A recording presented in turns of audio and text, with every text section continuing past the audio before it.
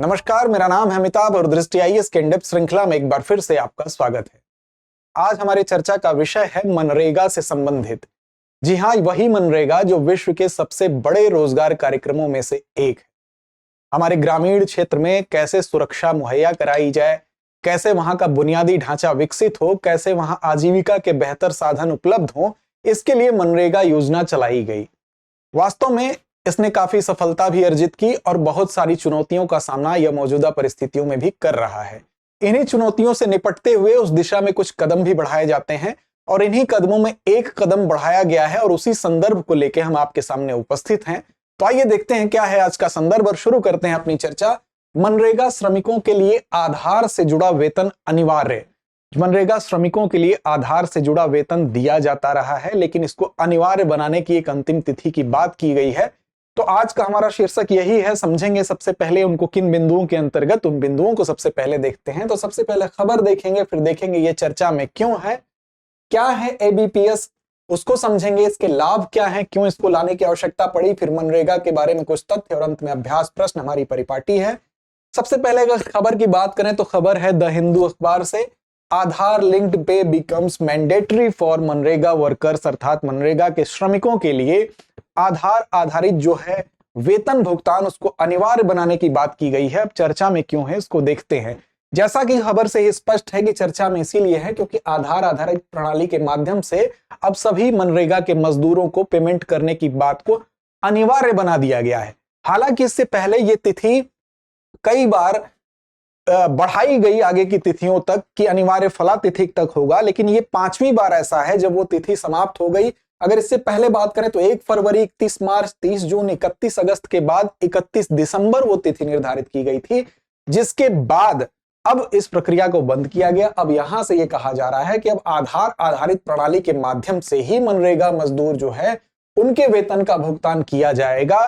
आधार आधारित प्रणाली का मतलब यह हुआ कि जिनके डेटाबेस को समय दिया गया था, एक्सपेंड किया गया था, उस डेटाबेस को अब समेट लिया गया। अब जिनका नहीं है आधार से लिंक्ड या जो इसके लिए अब मुहैया नहीं हो पा रहे हैं या जो फर्जीवाड़े तरीके से चीजें पाई गई हैं, उसका निराकरण करते हुए यह तिथि निर्धारित की गई है। अब इस वजह से यह मुद्दा चर्चा में है। अब देखते हैं कि क्या है ये एबीपीएस, अर्थात ये जो आधार बेस्ड पेमेंट सिस्टम है ये है क्या। तो बेसिकली ये नई चीज नहीं है, 2017 में इसको प्रायोगिक तौर पर लॉन्च किया गया था पहली बार।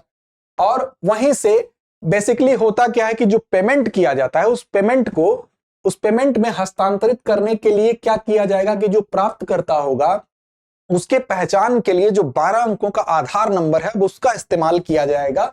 यह इस्तेमाल पहले भी होता था, लेकिन इसके अनिवार्यता की बात की गई, अर्थात अब यह अनिवार्य रूप से इस्तेमाल किया जाएगा कि जो आपको डाटाबेस, जो आपके जॉब कार्ड, आपको डाटा मिलता है, जॉब कार्ड मिलता है उससे, और आपके जो बैंक का अकाउंट है वो दोनों आधार से लिंक होने चाहिए।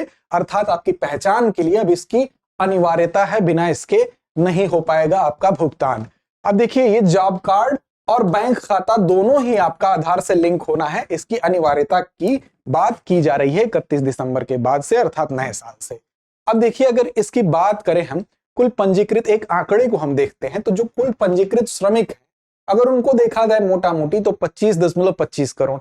अब इन 25 करोड़ों में से जो सक्रिय श्रमिक हैं, ऐसा क्यों किया गया इसके लिए हमें समझने के लिए इस आंकड़े को देखना होगा। तो इसमें जो सक्रिय श्रमिक हैं उसको देखा जाए तो 14.35 करोड़ ही हैं। अब आप सोचेंगे सक्रिय श्रमिक क्या है। श्रमिक जो रजिस्टर्ड है उनकी संख्या हमको जरूर 25 करोड़ के आसपास दिख रही है, लेकिन सक्रिय का मतलब जो पिछले 3 वित्तीय वर्ष में एक दिन भी अगर काम किए हैं उनको सक्रिय श्रमिक के अंतर्गत माना जाएगा। अब पिछले 3 वर्ष में अगर एक भी दिन कोई काम नहीं किया है तो वो निष्क्रिय है, अर्थात वो इसमें रजिस्टर्ड पंजीकृत जरूर है लेकिन उसको आवश्यकता नहीं है, या हो सकता है वो कहीं बाहर कमाता हो। तो ऐसी दशा में जो सक्रिय श्रमिक हैं उनका डाटा बहुत कम है। अब देखिए, इनमें भी जो 12.7% सक्रिय श्रमिक है वो एबीपीएस के लिए पात्र नहीं है। तो ऐसी दशा में ये 12.7% लोग इससे बाहर होंगे। उसके कई कारण हो सकते हैं। अब देखिए, 27 दिसंबर तक एक और आंकड़ा था, केंद्रीय ग्रामीण विकास मंत्रालय का आंकड़ा था। इसके अनुसार यह बताया गया कि जो 34.8% ऐसे लोग हैं जो जॉब कार्ड धारक थे, मतलब जिनके पास जॉब कार्ड था, एक्टिव इनएक्टिव की बात ही नहीं हो रही है, उन जॉब कार्ड धारकों में से 34.8% लोग जो है वो अयोग्य पाए गए। इसका कई कारण था। कई कारण में अब देखिए, जब ये आधार से लिंक किया जा रहा है तो ये चीजें बाहर आ रही हैं। इसमें तो ये था कि दो दस्तावेज मिलते हैं, फिर कहीं नाम की स्पेलिंग मिस्टेक मिल रही है, एक दस्तावेज पे अलग नाम है, दूसरे पर अलग है। साथ ही जॉब कार्ड के बीच में जो अन्य विसंगतियां हैं वो उभर कर सामने आ रही हैं।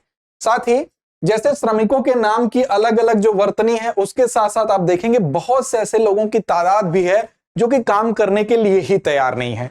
तो इस तरह से इसके बाद से हमको एक एक्चुअल डाटा मिलेगा कि एक्चुअल में कितने सक्रिय सदस्य हैं और वो कितने काम करने के लिए तैयार हैं, और बहुत सी ऐसी विसंगतियां हैं, उन विसंगतियों को दूर करने के प्रयास के साथ इसको और पुख्ता करने की कोशिश की जा रही है। उस दिशा में उठाया गया ये कदम है।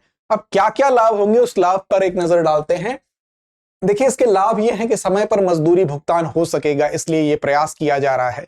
साथ ही एबीपीएस के माध्यम से, आधार बेस्ड पेमेंट सिस्टम के माध्यम से, केवल एबीपीएस से जो जुड़े लोग होंगे, अर्थात जिनके आधार से उनके बैंक खाते, उनका जॉब कार्ड ऐड होगा, कनेक्ट होगा, उन्हीं को भुगतान होगा। गैर कानूनी तरीके से, अवैध तरीके से जो भुगतान हो जाते हैं या इनएक्टिव मेंबर्स के कागजात के ऊपर जो भुगतान हो जाते हैं, उसका लाभ कहीं और चला जाता है। उस चीज को रोकने की दिशा में ये एक कवायद है, ये प्रयास है। साथ ही भुगतान हस्तांतरण का एक सुरक्षित और तेज तरीका इजाद करने की कोशिश की जा रही है। साथ ही भुगतान में पारदर्शिता हो कि जो फर्जी लाभार्थी हैं उनको किनारे किया जाए और उनको बाहर करने के साथ साथ भ्रष्टाचार पर अंकुश लगाने की कोशिश की जाए। इस दिशा में भी ये कदम है। साथ ही जो अनधिकृत पहुंच है, मतलब जिनकी पहुंच जो वास्तव में हकदार है, उस तक ये पहुंच सुनिश्चित की जाए। अनधिकृत जिनका अधिकार नहीं है, उनकी पहुंच को यहां तक हटाने की कोशिश की जाए, रोकने की कोशिश की जाए। तो अगर ऐसा होता है, क्योंकि आधार अंक जो होता है वो एक व्यक्ति का एक ही आधार होगा, और जब उससे लिंक्ड होगी तो वो एक व्यक्ति की इंडिविजुअल पहचान को डिनोट करेगा। ऐसी दशा में फर्जीवाड़े को रोका जा सकता है, इसलिए ये कवायद की जा रही है। हालांकि इसके रास्ते में भी जो चुनौतियां होंगी उसको भी हमें देखना होगा कि कोई जो हकदार है वो वंचित न रह जाए। अब देखिए, श्रमिकों के वेतन भुगतान में जो बैंक खातों की समस्या होती थी, बैंक खातों की समस्या क्या होती थी? जैसे मान लीजिए आज आप यहां हैं, उससे निजात मिलेगा। आज आप मान लीजिए इस जगह पे हैं, कल आप कहीं और चले गए या किसी और बैंक खाते को आपने ओपन करा लिया, तो जो जगह परिवर्तन होता था, आपका स्थान परिवर्तन था, या बैंक खाते संख्या में जो परिवर्तन था, उसके कारण जो आपको असुविधा होती थी, उस असुविधा को भी दूर करने की कोशिश की जाएगी। अब जब सीधे आपका आधार लिंक्ड होगा तो आप किसी भी जगह पर चले जाएं, आप दूसरे बैंक खाते को भी खोल लें, फिर भी आपकी आइडेंटिटी आपके आधार नंबर से संचालित होगी, तो इन असुविधाओं से आपको दिक्कत नहीं होगी। खाता अपडेट करने की जो बार बार आवश्यकता थी, जो उसमें आपको अड़चने आती थी, उन अड़चनों से आपको मुक्ति मिल सकेगी। साथ ही आप देखें, ये जहां पर प्रायोगिक तौर पर इस्तेमाल किया गया, वहां क्या फायदा हुआ? तो national payment corporation of India जो है, उसके एक आंकड़े से पता चलता है कि जहां इस आधार पर, अर्थात आधार को लिंक करके उनके जॉब डेटा से जब ये चीज अपनाई गई, तो ये देखा गया कि ऐसे केसेस में 99.55% जो है वहां पर सफलता का रेट दिखाई देता है। मतलब एक तरह से कहा जाए तो एनपीसीआई के इस आंकड़े के अनुसार ये सफलतम दर दिखाई दे रही है। इसी बेसिस पे इसको आगे अनिवार्य बनाने की कवायद शुरू हुई है। अब बात करते हैं, एक नजर डालते हैं कि मनरेगा क्या है। तो आप सभी जानते हैं कि शुरुआत इसकी 2005 से हुई थी, तब ये नरेगा हुआ करता था। फिर 2010 में इसका नाम मनरेगा हुआ, महात्मा गांधी राष्ट्रीय ग्रामीण रोजगार गारंटी अधिनियम। दुनिया के सबसे बड़े रोजगार कार्यक्रमों में से ये एक है, रोजगार गारंटी कार्यक्रमों में से एक है, और भारत सरकार द्वारा ये पारित एक कानून है, ग्रामीण नागरिकों को काम करने के अधिकार की गारंटी देता है। अर्थात जो बेरोजगारी थी गांवों में, तो वहां के युवकों को ये कहा गया कि उनको एक कार्य में नियोजित किया जाए। तो उनको ये कहा गया अगर वो काम मांगते हैं तो उनको कार्य दिया जाएगा, इसके लिए कानूनी प्रोविजन किया गया। और 15 दिनों के अंदर अगर उनको काम नहीं मिलता है तो उनको बेरोजगारी भत्ता दिए जाने का प्रोविजन भी किया गया। साथ ही ये मांग प्रेरित योजना इसीलिए इसको कहा जाता है, मतलब मांग करने के 15 दिन के भीतर आपको काम पाने की कानूनी रूप से जो गारंटी दी गई है, इसीलिए इसको एक बहुत अच्छी योजना माना गया। बेरोजगारी भत्ता उसके बाद आपको मिलेगा अगर आपको काम नहीं दिया गया तो। कहने का मतलब कि आपको एक सामाजिक सुरक्षा का ढांचा तैयार करके मिलता है। न्यूनतम इसमें 100 दिनों का आपको अकुशल शारीरिक कार्य मिलता है, मतलब ऐसा कार्य जिसमें बहुत कुशलता की आवश्यकता नहीं, स्किल्ड काम नहीं होगा, वो सामान्य श्रम का काम होगा। और विशेष परिस्थितियों में ये 100 दिन से 150 दिन भी हो सकता है, जहां पर सूखाग्रस्त एरिया हो या जहां पर जो आदिवासी क्षेत्र हो, वहां पर उस एरिया में ये 100 दिन का आंकड़ा बढ़ के 150 दिन भी हो जाता है। ऐसी स्थिति में क्या होगा, तो रोजगार और आर्थिक स्थिति में सुधार होगा उस विशेष क्षेत्र में। और यहाँ पर विकेंद्रीकृत ये योजना है, क्योंकि इसमें पंचायती राज जैसी संस्थाओं का योगदान होता है, इसको निचले स्तर तक पहुंचाया जाता है। इसके महत्व की बात करें तो इस योजना के माध्यम से जो ग्रामीण स्तर पे बुनियादी ढांचा है उसको सुधारने की कवायद शुरू हुई। इसमें कुछ परिवर्तन भी दिखाई दिए, प्रगतिशील परिवर्तन दिखाई दिए, क्योंकि गांव में कोई भी निर्माण होगा, अगर कार्य होगा तो वो गांव में ही होगा, चाहे वो नहर का सुंदरीकरण हो, चाहे वो पोखरे का सुंदरीकरण हो या अन्य काम हो, गांव की सड़कों का निर्माण हो। तो गांव का जो इंफ्रास्ट्रक्चर होगा, बुनियादी ढांचा होगा, उसको बेहतर करने की दिशा में ये कवायद थी। इसके माध्यम से ये भी था कि लोगों को रोजगार भी मिले और साथ साथ गांव का जो बुनियादी ढांचा है वो भी, उसमें भी गुणात्मक परिवर्तन दिखाई दे। साथ ही जो शहरी प्रवास होता था, गांव से शहरों की तरफ पलायन होने का मुख्य कारण ये था कि लोग आजीविका की तलाश में जाते थे। उनको नियमित तौर पर खाने के लिए रोटी कपड़ा मकान की आवश्यकता होती है, तो रोटी की तलाश में लोग जाते थे। शहरी प्रवास तभी होता है जब आदमी किसी भी रोजगार की तलाश में होता है। अगर उसको वो रोजगार कुछ कम पैसे ही उसके घर में मिले, उसके गांव में मिले, तो इस प्रवास को रोकने में सफलता मिलेगी। वो व्यक्ति बंबई दिल्ली जैसे शहरों पर जाके वहां पर शहरी बोझ नहीं बनेगा, भार नहीं बनेगा, और शहरों पर पड़ने वाले एक्स्ट्रा बर्डन को भी इसके माध्यम से रोका जा सकता है।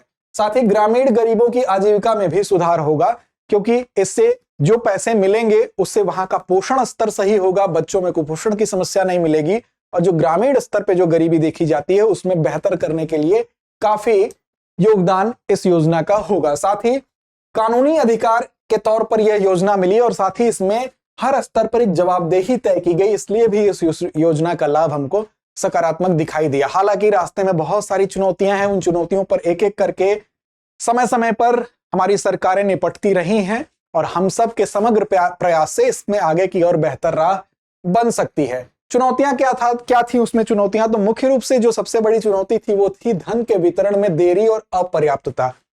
हालांकि इसको जब लागू किया गया तो ये कहा गया कि 15 दिन के अंदर सबको उनका जो श्रम है, पारिश्रमिक है, वो मिल जाएगा, लेकिन 15 दिनों के भीतर अनिवार्य रूप से जब मजदूरी का भुगतान करने में विफलता है वो देखने को मिलती रही। तो ये इसकी एक चुनौती थी और इसकी चुनौती को ध्यान में रखते हुए ये नई पहल जो शुरू की गई है, आधार से लिंक करने की जो अनिवार्यता है, इस पर जोर दिया जा रहा है। साथ ही कई बार नौकरशाही की वजह से भी देर होता है, कई बार कुछ कागजी कार्यवाही की वजह से भी इसमें लेट लतीफी होती है, इसलिए इस डायरेक्ट पेमेंट की सुविधा को आधार से जोड़ने की कवायद में और पुख्ता करने के लिए प्रयास जारी है। पंचायती राज संस्थाओं पर भी प्रश्न चिन्ह उठता रहा कि इनकी भी बहुत अप्रभावी भूमिका रहती है, इन पर भी सवाल उठते रहे। साथ ही जो है काम की गुणवत्ता को लेकर काफी बात की जाती है कि एक ही पोखरे को बार बार निर्माण करके कागजों पर दिखा दिया जाना। तो ये कुछ ऐसी चुनौतियां हैं जिनसे निपटना जरूर है, लेकिन ये हम जरूर कह सकते हैं कि जब इस पेमेंट के माध्यम से जब ऐसी सुविधा होगी, जब एबीपीएस की सुविधा लागू हो जाएगी, तो इसमें काफी गुणात्मक परिवर्तन देखने को मिल सकते हैं। हालांकि चुनौतियों से इनकार नहीं किया जा सकता और ध्यान यह भी रखना होगा कि जो जेन्युइन लोग हैं, जो वास्तविक लोग हैं, जिन तक लाभ पहुंचना चाहिए, जैसे कुछ दूरगामी पहाड़ी एरिया होते हैं, ऐसे दुर्गम क्षेत्र होते हैं, वहां के लिए कुछ ढील दी जानी भी चाहिए।